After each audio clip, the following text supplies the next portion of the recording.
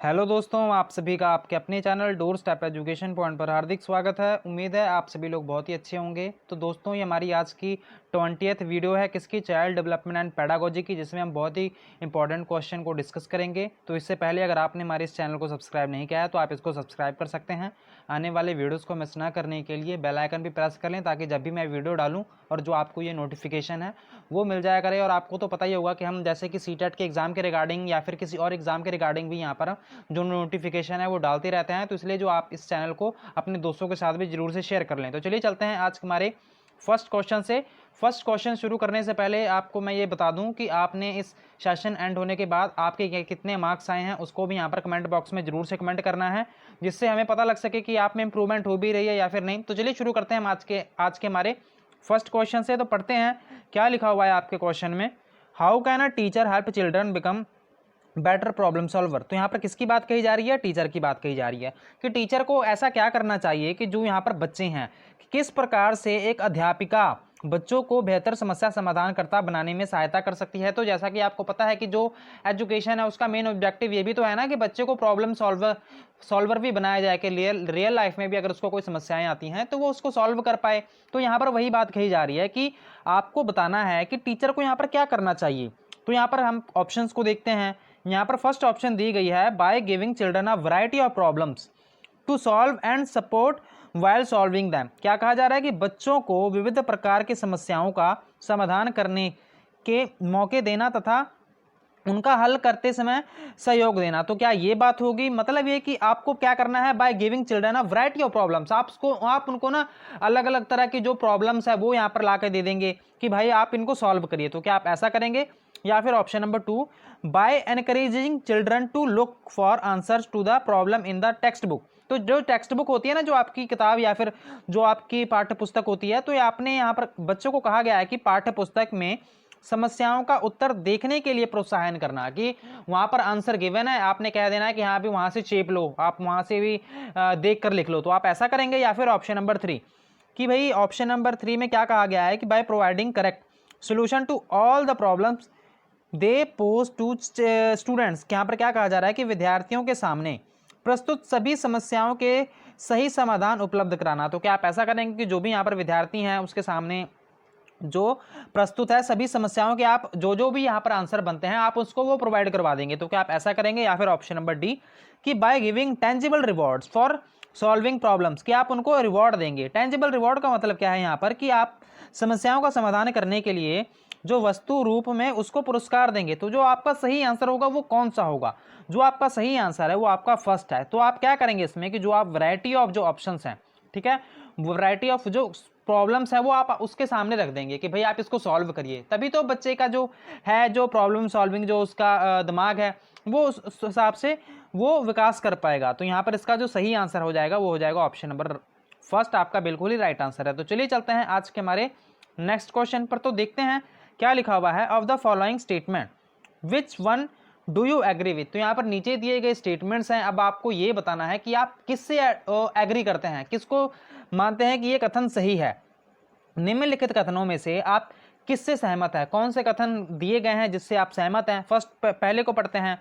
Learning is completely governed by external stimuli. तो यहाँ पर क्या कहा जा रहा है कि जो अधिगम पूर्ण रूप से बाह्य उत्पीड़न के द्वारा नियंत्रण होता है। या फिर option number 2, learning cannot take place unless it is assessed externally in term of marks. यहाँ पर क्या कहा जा रहा है कि जो भी अधिगम है तब तक घटित नहीं हो सकता जब तक कि इसका अंकों के रूप में बाहरी रूप से आकलन नहीं कर लिया जाता। तो क्या ये होगा? या फिर option number 3, learning has taken place only if it is evident in behaviour, कि अधिगम केवल तभी होता है जब ये व्यवहार में सुस्पष्ट होता है। क्या कहा जा रहा है कि सुस्पष्ट होता है तभी होगा ये। या फिर ऑप्शन नंबर डी कि learning take place in a socio cultural context, कि जो आपका लर्निंग है वो आपका सामाजिक सांस्कृतिक परिवेश में घटित होता है। तो आपका जो ऑप्शन नंबर डी है ये बिल्कुल ही राइट आंसर है। तो आपका ऑप्शन नंबर जो डी है वो बिल्कुल राइट आंसर है। क्या कहा जा रहा है कि जो अधिगम एक सामाजिक सांस्कृतिक परिवेश में ही घटित होता है। तो आपने इसको समझ लेना है कि यहाँ पर नीचे दिए गए स्टेटमेंट से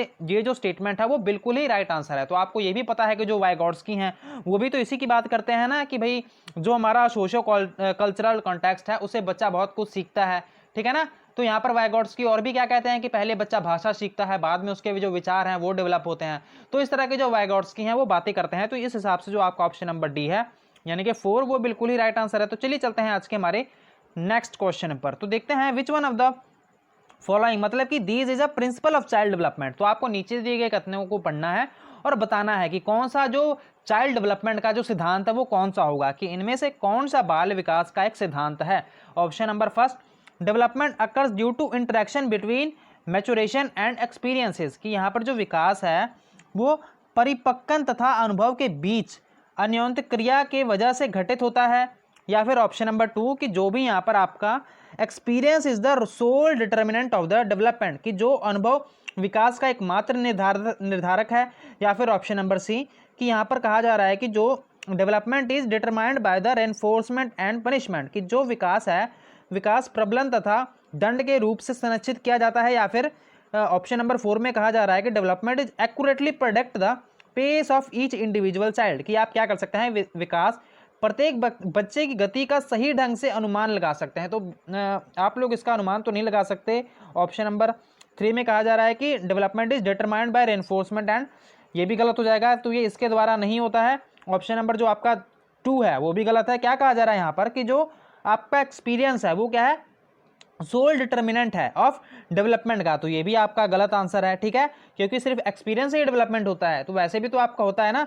तो ऑप्शन नंबर जो आपका फर्स्ट है वो यहाँ पर बिल्कुल ही राइट आंसर है। तो ऑप्शन नंबर फर्स्ट में कहा क्या जा रहा है कि जो विकास है occurs due to interaction between maturation, maturation ये कि आप कैसे कैसे बड़े हो रहे हैं। ठीक है ना, ठीक है, बड़े होने के साथ साथ आप बड़े होते हैं तो आपका दिमाग भी तो विकास कर ही रहा है ना, तो इसी के साथ आप एक्सपीरियंस भी ले रहे हैं। ठीक है, तो ये दोनों ही जो इनके बीच में जो इंटरेक्शन होता है उसी को हम डेवलपमेंट कहते हैं। ठीक है ना, इसी को हम क्या कहते हैं, डेवलपमेंट कहते हैं। तो आपका ऑप्शन नंबर फर्स्ट बिल्कुल यहाँ पर सही आंसर है। तो चलिए चलते हैं आज के हमारे नेक्स्ट क्वेश्चन पर। तो देखते हैं फोर्थ क्वेश्चन है हमारा, in the context of nature and nurture debate. Nature and nurture debate आपने बहुत ही सुना होगा।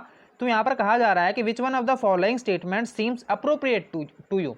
तो यहाँ पर आपको बताना है कि कौन सी जो स्टेटमेंट्स दी गई है आपके लिए बिल्कुल ही सही है। तो प्रकृति पालन पोषण वाद विवाद के संदर्भ में निम्नलिखित कथनों में से कौन सा आपको उपयुक्त प्रतीत होता है। तो यहाँ पर देख लेते हैं, a child is like a blank slate which whose character can be moulded by the environment into any shape. तो यहाँ पर क्या कहा जा रहा है कि एक बच्चा एक खाली स्लेट के समान होता है जिसका जो चरित्र है परिवेश के द्वारा किसी भी आकार में ढाला जा सकता है। तो क्या ये है, या फिर option number 2, environmental influence only have a little value in shaping up a child behavior which is primarily genetically determined। तो यहाँ पर क्या कहा जा रहा है कि जो एक बच्चे का जो व्यवहार है का नियंत्रण जो निर्धारण करने में परिवेशीय जो प्रभावों का बहुत कम महत्व होता है वह प्राथमिक रूप से अनुवांशिक रूप से निर्धारित होता है।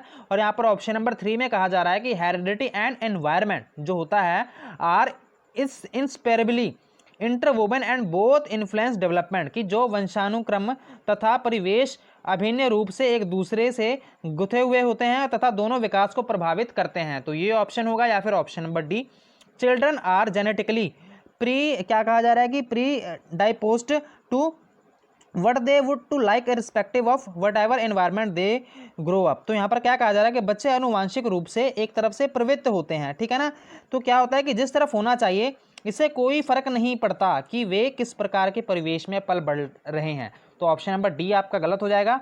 ऑप्शन नंबर 1 और 2 भी गलत हो जाएगा। 1, 2 में क्या कहा जा रहा है कि बच्चा एक ब्लैंक स्लेट होता है। अगर हम बात करें ब्लैंक स्लेट वाली बात किसने कही थी, तो ये जॉन लॉक नाम के एक यहाँ पर पर्सन हुआ करते थे। ठीक है ना, तो उन्होंने ये कहा था कि बच्चा क्या होता है, टेबुल रासा। ठीक है, मतलब ये कि ब्लैंक स्लेट होता है। तो ये भी कई बार टीचर आपके एग्जाम में पूछा जा सकता है कि टेबुल रासा या फिर ब्लैंक स्लेट वाली जो बात थी वो किसने कही थी, तो वो कही थी जो जॉन लॉक के नाम के एक पर्सन हुआ करते थे, वो उन्होंने कही थी। तो आपका इस हिसाब से जो सही आंसर है वो ऑप्शन नंबर 3 है। ऑप्शन नंबर 3 में कहा क्या जा रहा है कि जो आपका हेरिडिटी एंड एनवायरनमेंट है, ठीक है, ये दोनों ही क्या होते हैं, ये इंडिस्पेरेबली इंटरवोवन एंड क्या है कि बोथ इन्फ्लुएंस डेवलपमेंट। तो ये बात बिल्कुल ही सही है। तो दोस्तों यहाँ पर हम कितनी बार ये सेम एग्जाम्पल को डिस्कस करते हैं। मान लीजिए कि कोई यहाँ पर डॉक्टर का बेटा है, तो यहाँ पर काफ़ी उम्मीद की जाती है कि जो डॉक्टर का बेटा है वो डॉक्टर ही बनेगा।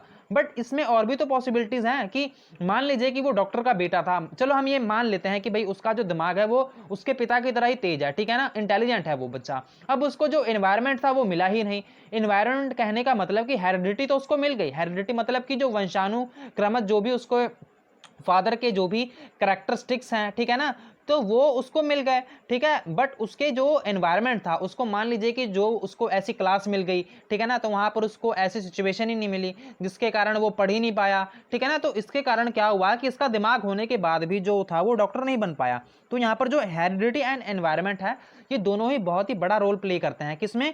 नेचर और नर्चर की जो डिबेट यहाँ पर की जा रही है, तो इस हिसाब से ये जो क्वेश्चन है, ऑप्शन है, ये बिल्कुल ही राइट आंसर है। तो नेचर क्या है? नेचर मतलब कि प्राकृतिक तौर से। नर्चर क्या है? मतलब ये कि जो यहाँ पर पालन पोषण किया गया है। पालन पोषण मतलब कि नेचर मतलब कि वो प्राकृतिक तौर पर, मतलब नर्चर जो है वो मतलब कि जो पालन पोषण है। तो देखते हैं, चलो इसका जो ऑप्शन नंबर है वो हो जाएगा ऑप्शन नंबर 3। तो चलिए चलते हैं आज के हमारे नेक्स्ट क्वेश्चन पर। तो देखते हैं, ये सोशलाइजेशन का क्वेश्चन है।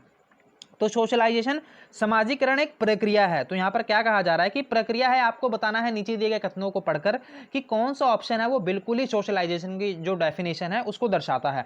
तो यहाँ पर ऑप्शन नंबर फर्स्ट में क्या कहा जा रहा है कि acquiring values, beliefs and expectation की मूल्यों, विश्वासों तथा अपेक्षाओं को अर्जित करने की, या फिर option number 2 assimilation and accommodation की। यहाँ पर क्या कहा जा रहा है कि असिमिलेशन घुलने मिलने का समायोजन को, या फिर जो आपका कहा जा रहा है कि learning to critique the culture of a society की एक समाज की संस्कृति का आलोचना करना, या फिर option number D socialisation with friends की ये मित्रों के साथ जो सामाजिक है वो बनने की। तो क्या ये होगा? तो जो आपका सही आंसर है वो हो जाएगा acquiring values, beliefs and expectation. तो ये है हमारा समाजीकरण होता है कि मूल्यों, विश्वासों तथा अपेक्षाओं को अर्जित करने की बात यहाँ पर कही जाती है। तो दोस्तों अगर हम बात करें सोशलाइजेशन की, तो सोशलाइजेशन कितने प्रकार का होता है? तो सोशलाइजेशन आपका 2 प्रकार का होता है। एक तो होता है यहाँ पर प्राइमरी और दूसरा यहाँ पर होता है सेकेंडरी। सो यहाँ पर अगर हम प्राइमरी की बात करें तो अब प्राइमरी कौन सा होता है? प्राथमिक मतलब कि जो उसका यहाँ पर घर परिवार हो गया, चाइल्डहुड में जो उसका फैमिली है, नेबरहुड है, तो ये क्या है? ये प्राइमरी है। अगर हम यहाँ पर सेकेंडरी की बात करें तो सेकेंडरी कौन सा होता है? जो आपका स्कूल में वो जो शिक्षा ले रहा है, ठीक है ना, तो ये सभी क्या है? ये सभी उसका सेकेंडरी जो होता है सोशलाइजेशन होता है। तो ये भी काफ़ी ये जो क्वेश्चन है यहाँ से बन जाता है, प्राथमिक और द्वितीयक। तो चलिए चलते हैं आज के हमारे नेक्स्ट क्वेश्चन पर। तो देखते हैं, प्याजे proposes that pre operational children, ठीक है, आर अनेबल टू कंजर्व की आपको अब याद आ रहा होगा कि जो संरक्षण की जो यहाँ पर टर्म है हमने कितनी बार ऑलरेडी डिस्कस की हुई है, एक बार हम फिर से करेंगे। He attribute this inability to which one of the following factors की जो प्याजे हैं अनुमोदन करते हैं कि जो आपकी संक्रियात्मक बच्चे याद रखने में असमर्थ होते हैं, निम्नलिखित कारकों में से किसको उन्होंने असमर्थता के लिए जिम्मेदार ठहराया है। तो आपको यही बताना है कि जो कंजर्वेशन वाली जो बात है नीचे दिए गए कथनों में से कौन सी सूट करती है। पढ़ते हैं, फर्स्ट ऑप्शन में कहा जा रहा है कि इनएबिलिटी ऑफ हाइपोथेटिको डिडक्टिव रीजनिंग। वैसे जो है हमारा हाइपोथेटिको डिडक्टिव रीजनिंग वैसे है क्या? तो जब बच्चा सोच विचार करने लग जाए, जब वो इमेजिनेशन में जो अब्स्ट्रैक्ट थिंकिंग होती है, मान लीजिए कि जो बच्चा सामने नहीं देख सकता उसके बारे में भी जब वो विचार करने लग जाए, इसी को हम हाइपोथेटिको डिडक्टिव यहाँ पर रीजनिंग कहते हैं। तो यहाँ पर हिंदी में क्या कहा गया है कि परिकल्पित निगमनात्मक तार्किकता की अयोग्यता, और यहाँ पर दूसरा ऑप्शन है कि पर्सनल फेबल की व्यक्तिगत कल्पित कथा, या फिर ऑप्शन नंबर 3 कि इररिवर्सिबिलिटी ऑफ थॉट की विचार का अनुक्रमणीय पलट ना सके, या फिर ऑप्शन नंबर डी की lack of high level abstract reasoning कि यहाँ पर उच्च स्तर की अमूर्त तार्किकता की कमी। तो यहाँ पर आपको बताना है कि कौन सा ऑप्शन बिल्कुल ही सही है। तो जो आपका सही आंसर है वो कौन सा है? ऑप्शन नंबर 3 आंसर सही है। कैसे सही है इसके बारे में भी एक बार हम डिस्कस कर लेते हैं। तो इररिवर्सिबिलिटी ऑफ थॉट्स होता क्या है? मान लीजिए कि मैंने यहाँ पर बच्चे को, मैं आपको यहाँ पर कितनी बार एक ही डेफिनेशन या फिर एक ही आपको एग्जाम्पल देकर बताता हूं कि यहाँ पर 2 ग्लास हैं, ठीक है, ये एक ग्लास है, एक लंबा ग्लास है और यहाँ पर एक चपटा जा ग्लास है, ठीक है ना। इन दोनों में 500 मिलीलीटर ही पानी आता है, ठीक है ना। तो आपने क्या किया, इस 500 मिलीलीटर पानी जो ये वाला पानी है, ठीक है ना, इसमें से इसको डाल दिया, ठीक है। इसमें डालने के बाद क्या हुआ कि अब बच्चे को क्या लगा कि बच्चे ने सोचा कि यार इसमें ना ज़्यादा पानी है, जो यहाँ पर लंबा है उसमें बच्चे को लगता है कि ज़्यादा पानी है, और जो यहाँ पर जो चौड़ा है, ठीक है ना, उसमें लगता है बच्चे को यहाँ पर कम पानी है। तो बच्चा क्या सोच रहा है कि जो इसकी लंबाई ज़्यादा है, तो ये क्या है, वो कंजर्वेशन है ना, उसको अभी अडेप्ट किया नहीं है उसने, ठीक है। मतलब ये कि जो कंजर्वेशन होती है वो ये होती है कि जब बच्चा इसको यहाँ पर पहचान लेता है, ठीक है ना, कि ये जब वो उसको पता लग जाए कि भाई दोनों का जो साइज है, दोनों में पानी सेम है, इसी को हम कंजर्वेशन कहते हैं। बट इस एज में जो आपको कौन सी प्री ऑपरेशनल एज में आपको जो एज मिलती है, यहाँ पर जो बच्चे का ये एज में जो कंजर्वेशन है, ठीक है ना, वो डेवलप नहीं हुआ होता। तो यहाँ पर इसका क्या मतलब है कि इररिवर्सिबिलिटी ऑफ थॉट्स, कि ये बच्चा है वो क्या कर पाता है, विचार की अनुत्क्रमणीयता नहीं कर पाता, अपने विचार को पलट नहीं पाता, ठीक है ना, तो ये इतना सोच ही नहीं पाता। तो ऑप्शन नंबर जो आपका 3 है वो आपका बिल्कुल ही राइट आंसर है। तो ये आपकी प्याजे की दूसरी स्टेज में देखने को मिलता है। अगर हम बात करें थर्ड स्टेज में, वो कौन सी थी, आपकी कंक्रीट ऑपरेशनल स्टेज है। तो कंक्रीट ऑपरेशनल स्टेज की अगर हम बात करें तो आपको ये जो कंजर्वेशन है वो आपको देखने को मिलती है, ठीक है ना। मतलब ये कि उसकी जो थिंकिंग है, ठीक है, कंजर्वेशन की थिंकिंग वो डेवलप हो चुकी होती है। अगर आप ऑप्शन नंबर नहीं, अगर स्टेज 2 में देखेंगे, कौन सी में, प्री ऑपरेशनल में, तो वो जो कंजर्वेशन की जो स्टेज है, उस कंजर्वेशन की थिंकिंग वो डेवलप नहीं हुई होती। मतलब ये कि इररिवर्सिबिलिटी ऑफ थॉट जो है वो अभी डेवलप नहीं हुआ होता। तो उम्मीद है आपको ये वाला क्वेश्चन बड़े अच्छे ढंग से समझ आ गया होगा। तो चलिए चलते हैं आज के हमारे नेक्स्ट क्वेश्चन पर। तो देखते हैं, अकॉर्डिंग टू प्याजे थ्योरी चिल्ड्रन लर्न्स बाय, कि जो यहाँ पर प्याजे के सिद्धांत के अनुसार बच्चे कैसे यहाँ पर सीखते हैं।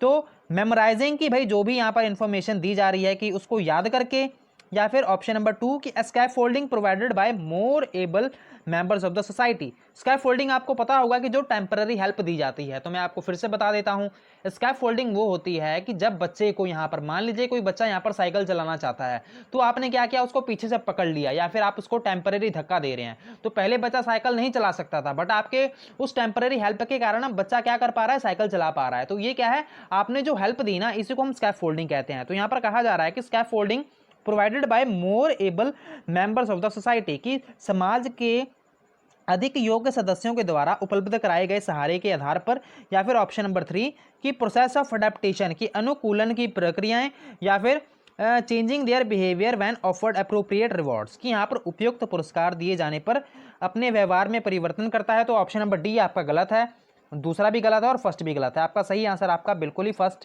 थर्ड आंसर सही है। यहाँ पर अनुकूलन की प्रक्रियाएं, मतलब ये कि जो बच्चा है वो एक्टिव वर्ल्ड में क्या करता है, वो करके सीखता है, ठीक है ना, एक्टिव उसकी पार्टिसिपेशन होती है। प्याजे इसी की बात करते हैं कि बच्चे की एक्टिव पार्टिसिपेशन होती है, और वो जो बच्चा है वो काम करके ही सीखता है। तो आपका ऑप्शन नंबर 3 है वो बिल्कुल ही सही आंसर है। तो चलिए चलते हैं आज के हमारे नेक्स्ट क्वेश्चन पर, जो कि हमारा 8th क्वेश्चन है। According to Vygotsky zone of proximal development, यहाँ पर अब बात किसकी कही जा रही है कि जो जोन ऑफ प्रॉक्सिमल डेवलपमेंट है, आपको बताना है नीचे दिए गए कथनों को पढ़कर कि कौन सा ऑप्शन है वो बिल्कुल ही सही आंसर है। कि वाइगॉट्स्की के अनुसार जो आपका समीपस्थ विकास का क्षेत्र है वो बताना है। तो देखते हैं, zone demarking the support offered by the teacher, की अध्यापिका के द्वारा दिए गए सहयोग की सीमा निर्धारित करना। तो क्या ये सिर्फ टीचर के द्वारा ही ये असिस्टेंस दी जाती है, तो क्या ये होगा, या फिर ऑप्शन नंबर 2 कि the gap between what the child can do independently and with assistance, की बच्चे के द्वारा स्वतंत्र रूप से किए गए, ठीक है ना, क्या कहा जा रहा है कि स्वतंत्र रूप से किए जाने वाले तथा सहायता के साथ करने वाले कार्य के बीच का अंतर।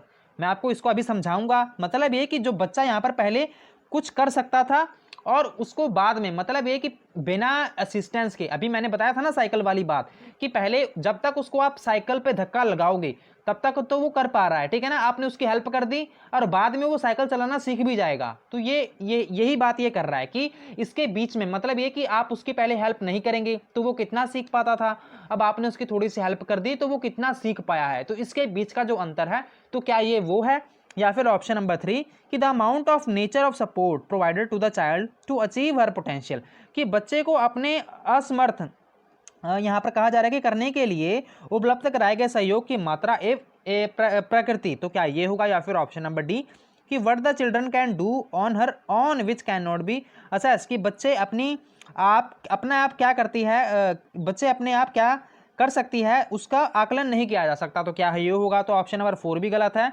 थर्ड भी गलत है और फर्स्ट भी गलत है। आपका जो ऑप्शन नंबर 2 है वो बिल्कुल ही सही है। तो क्या सही है इसका?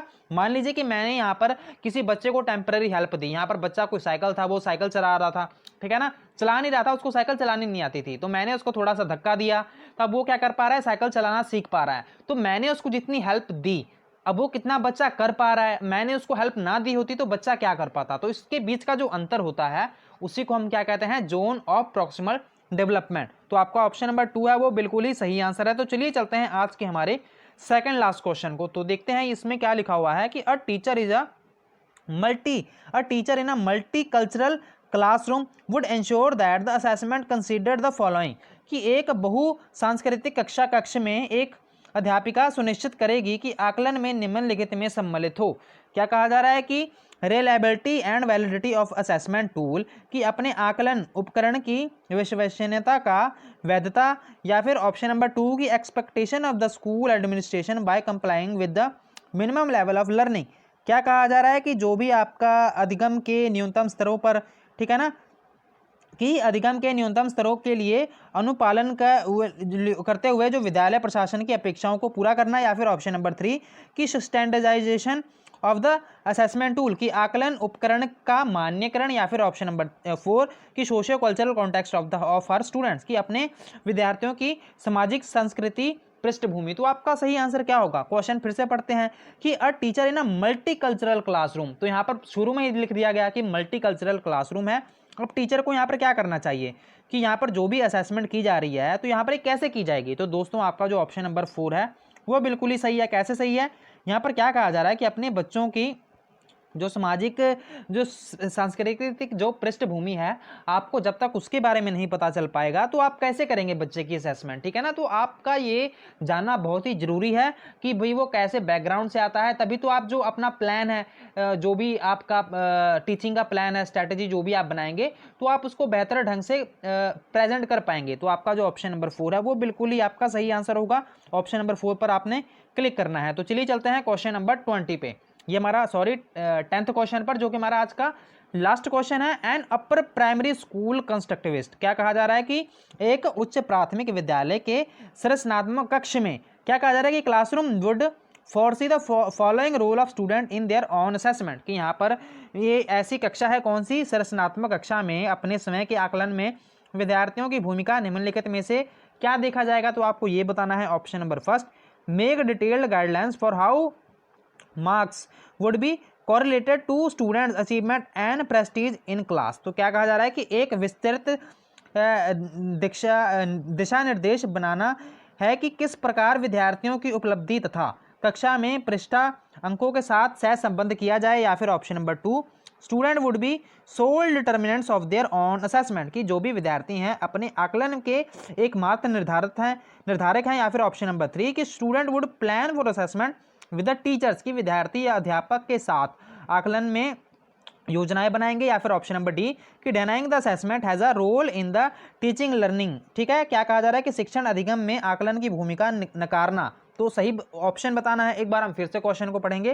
क्या कहा जा रहा है कि अपर प्राइमरी यहाँ पर स्कूल है, यहाँ पर जो भी कंस्ट्रक्टिविस्ट क्लासरूम है, ठीक है ना, आप इसमें कौन सा जो रोल होगा स्टूडेंट का, वो खुद के असेसमेंट का, वो कौन सा भाई सही है। आपका जो ऑप्शन नंबर 3 है, क्या करेंगे कि जो बच्चे होंगे वो क्या करेंगे, वो अध्यापकों के साथ आकलन में क्या करेंगे, उसके लिए योजना बनाएंगे, ठीक है ना। तो स्टूडेंट खुद ही आएगा, तभी तो ये जो कंस्ट्रक्टिविस्ट क्लास, अगर हम बात करें जो हमारा कंस्ट्रक्टिविस्ट, ठीक है, कंस्ट्रक्टिविस्ट जो हमारी क्लासरूम होती है, मतलब ये कि जो संरचनात्मक जो कक्षा होती है, इसमें जो बच्चा होता है वो खुद ही साइंटिफिक इन्वेस्टिगेटर होता है, ठीक है ना। तो इसमें जो बच्चा होता है वो साइंटिफिक इन्वेस्टिगेटर होता है, वो अपनी नॉलेज खुद ही क्रिएट करता है। बाद में जो टीचर होते हैं वो उसको फीडबैक देते हैं, उसकी थोड़ी बहुत जो नॉलेज होती है वो यहाँ पर क्या करते हैं कि उसको ऑब्जर्व करने के बाद थोड़ा बहुत करेक्ट करते हैं। तो इस हिसाब से जो आपका ऑप्शन नंबर 3 है वो बिल्कुल ही यहाँ पर सही आंसर है। उम्मीद है आपको इस सेशन में बहुत ही ज़्यादा हेल्पफुल मिली होगी, यहाँ पर हेल्पफुल रहा होगा, आपके लिए बहुत कुछ सीखने को मिला होगा, नई नई टर्में यहाँ पर जानने को मिली होंगी।